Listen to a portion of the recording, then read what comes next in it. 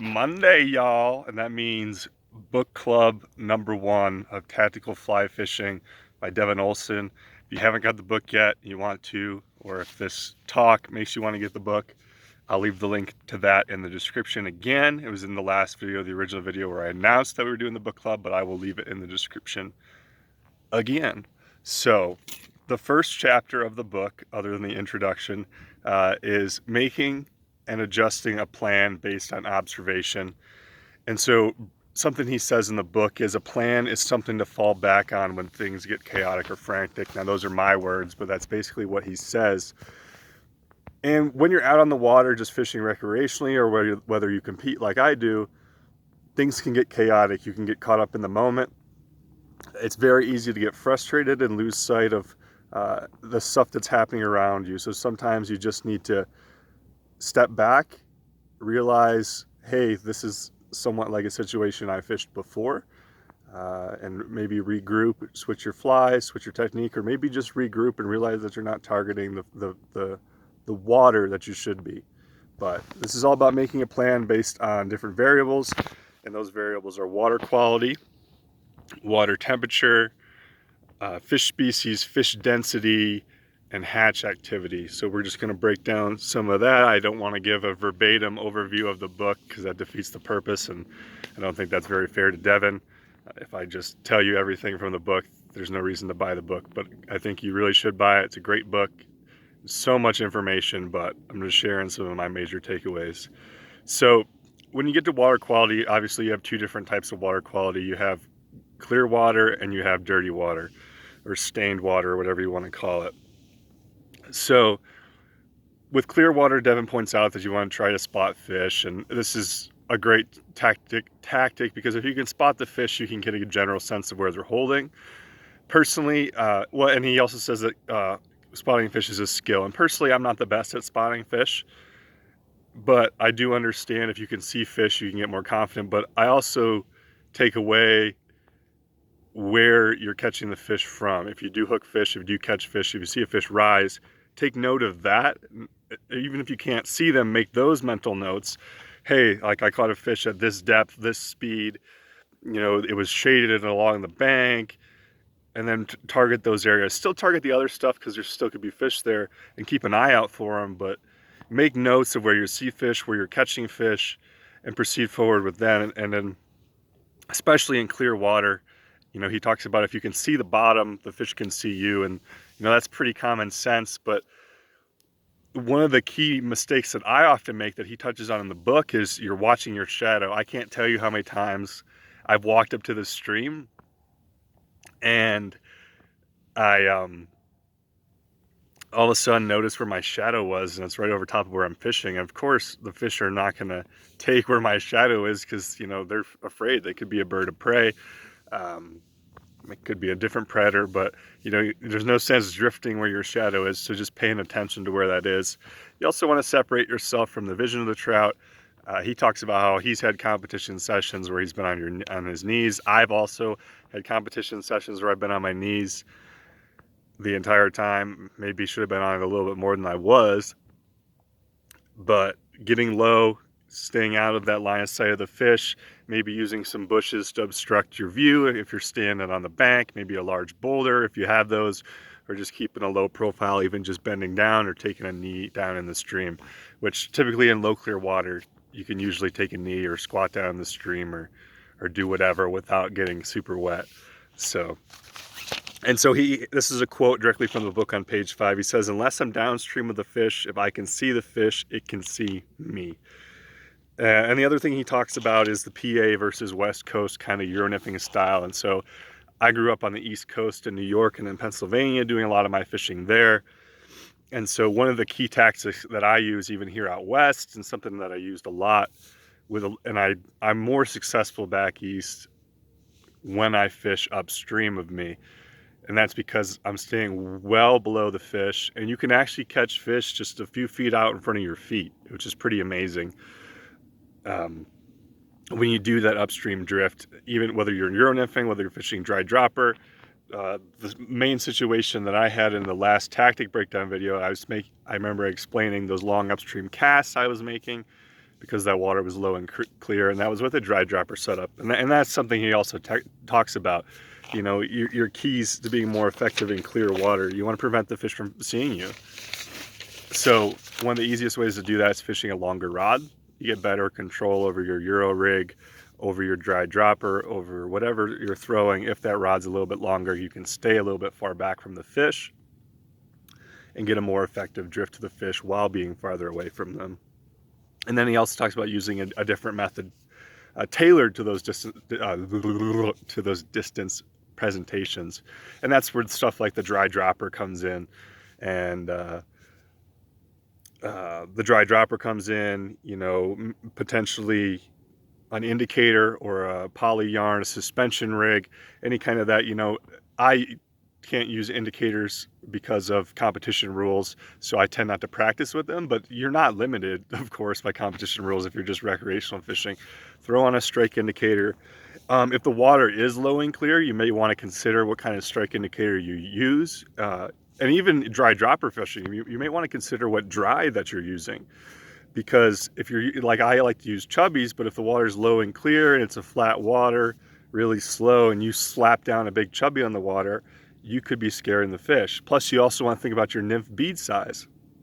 You know, if it's slow, you don't need a 3.5 millimeter tungsten bead, or even a 3, or even a 2.5. You know, throwing just a 2 millimeter bead, or even less, maybe even an unweighted fly in that water, because you don't want that bead to smack the water. You don't want to be spooking the fish. And when it comes to indicators, you know, I talk about, you probably don't want a big thingamabobber here. It's probably not ideal for you. It's probably not beneficial for you in this situation, low clear water, especially if you're fishing shallow. You don't want to fish nymph like that far underneath a bobber that's like this big. So some of the things that I pointed out that might be beneficial for anyone using indicators or suspension rigs, maybe those pinch on little foam indicators. You know, there's a tactic that gets talked about later in the book that I'm sure we'll get into called floating your sighter. And I think it's very similar using the pinch on foam indicators. I don't think they float very well, but again, if you're using light nymphs, it doesn't matter. You probably won't drag it underneath, especially if there's not that much current. And then Ghost Tech also has their indicator, which came out either last year or the year before. I truthfully cannot remember, but it's almost like bubble wrap, it almost looks like, but it sits kind of flat on the surface.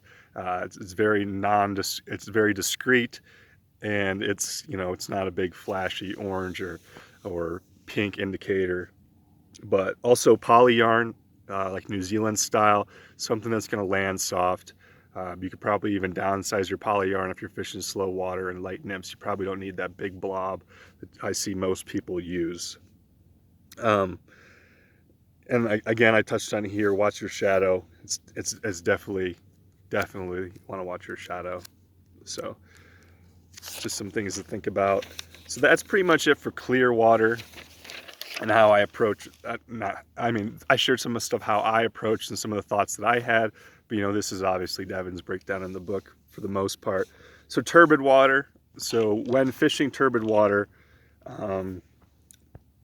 let's see, I don't think I had it. Oh, he points out that they still feed. Fish are still feeding even in turbid water, which is important.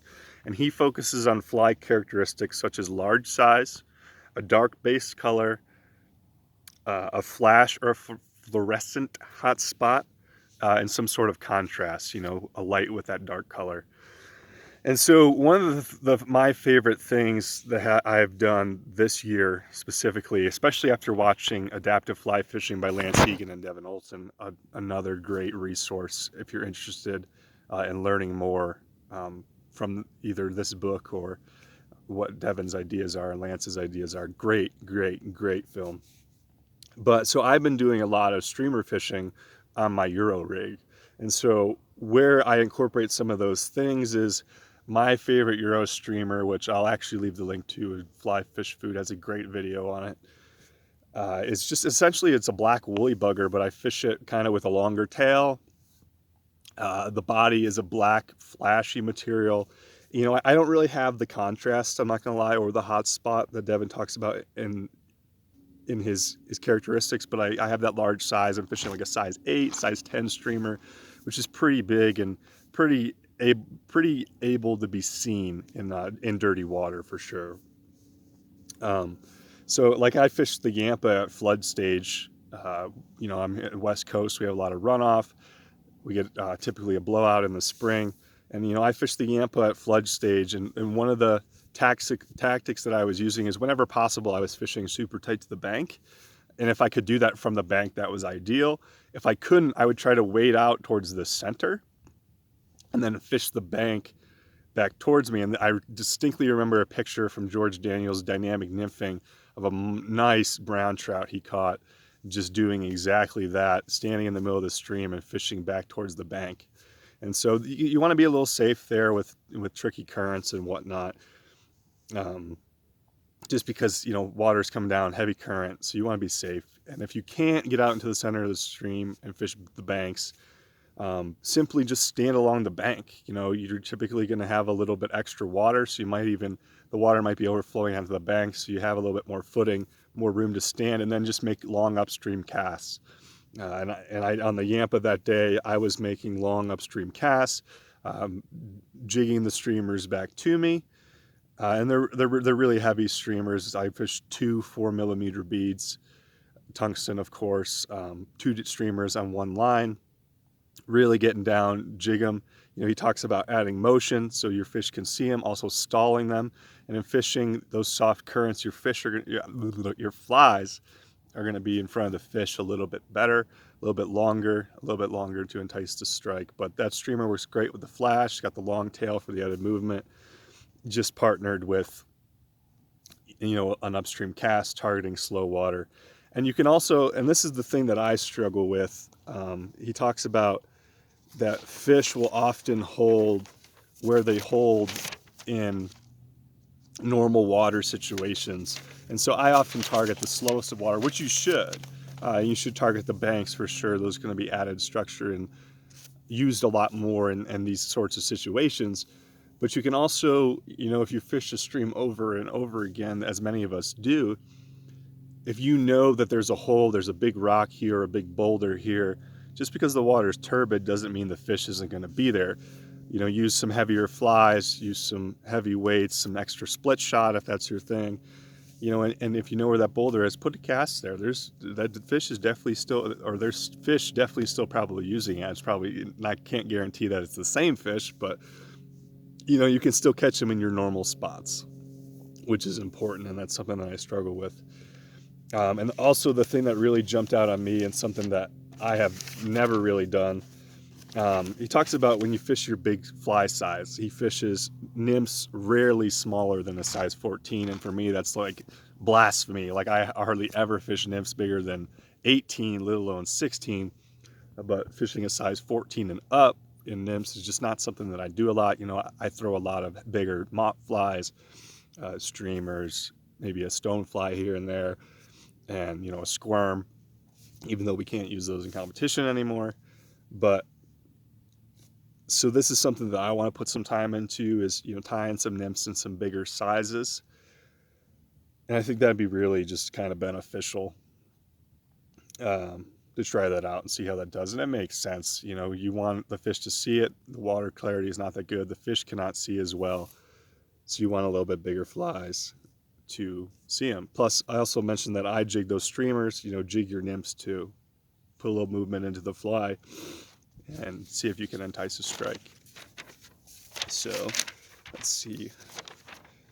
Yeah, we'll touch on the next thing to focus on is water temperature. That's the next variable that's focused on in the book. And he talks about how this could potentially be the best predictor of what the fish are going to do that day. He uses a word different from what I use, but Devin's is a fish biologist by degree, and so am I. Fish are poikilothermic. He uses a different word in the book, but I've known fish to be poikilothermic. And this means that their metabolism changes with water temperature. So essentially, the warmer the water gets within a point, within reason, the higher their metabolism is, and vice versa. The colder the water gets, their metabolism starts to shut down, which explains why they don't feed a whole lot in the wintertime. They still feed, but it's dramatically reduced from when temperatures are more ideal. And so that peak feed is around 60 degrees. And a tighter range, about 57 to 63 degrees, and he has a nice graph in the book. which really breaks that down for you on a study that he did with Arctic char, and it's just shifted a little bit for trout. And so the best way to combat this is when the water is cold, you want to have more drifts from various angles, mix up your angles, show the fish something a little different, something to maybe entice that strike when they're sluggish. Think about when you're tired of when you're on the couch and you want that bag of Doritos, but it's all the way over there on the counter and you don't want to get up on the couch. Maybe you look at it from a different angle, the light catches it some way and you're like, I got to go have those corn chips, and you go get your Doritos. It's the same for fish. And so ideal temperatures, then you can fish a little bit more quickly, maybe not spend as much time casting or as in one spot, cover that water. He also talks about checking temperatures through the day, because if you get a dramatic warm up during the day, you could potentially get some hatch activity, which we'll talk about, later. But if you get a dramatic drop in temperature, fish are going to get sluggish, and maybe you were working quick and maybe you want to slow down, maybe you want to change your technique, slow down your drifts a little bit more, maybe throw something a little bit more dramatic, something to pull a strike, kind of out of shock factor, more out of a feeding anticipation. And so then breaking down holding lies, slow, deep currents when the water gets cold and fish tend to condense a little bit more. You tend to catch more fish out of the same hole. They tend to group up kind of more into schools and stuff like that. And then in warm water, they spread out more. They can occupy the deep pools, the fast water, the shallow stuff, the deep stuff. They're going to be more spread out. So maybe, again, not worth your time standing in one spot, cover different water types. But in wintertime, you can kind of narrow it down and focus on just certain slower water types, slower glides, slower eddies, and stuff like that. However, with all this being said, this does not mean that the fish are not in the other water, because if you potentially get a warm up throughout the day, you get that thermal change, they could move up. Maybe you have a hatch, they move up to the faster water because those bugs are abundant and it's worth their time to expend that energy in the cold water. So of course, in fly fishing, nothing is guaranteed. You always want to adapt and adjust based on, the temperature of the day, the color of the water. And so I think for this video, we're just going to go through those two variables, reading that turbid water and the water temperature. There's a lot of information there. I don't want to overwhelm you guys so much. And then I'm going to break down, probably in another video, we're going to talk about fish density, fish species, and then some hatch activity and some notes on there, some stuff that I've realized, some takeaways I had from the book. But that's going to do it for this first video, this first installment of the book club. And I hope you guys all took something away. Please comment what your main takeaway was. If I missed something that you took away and you read along, please comment that as well. If you enjoyed this, leave a like, subscribe, whatever you please. I hope you guys are learning some stuff, and I hope you guys are going to apply this on your next trips out on the water. So tight lines, y'all, and I hope y'all have an absolutely wonderful day. We'll see you next time.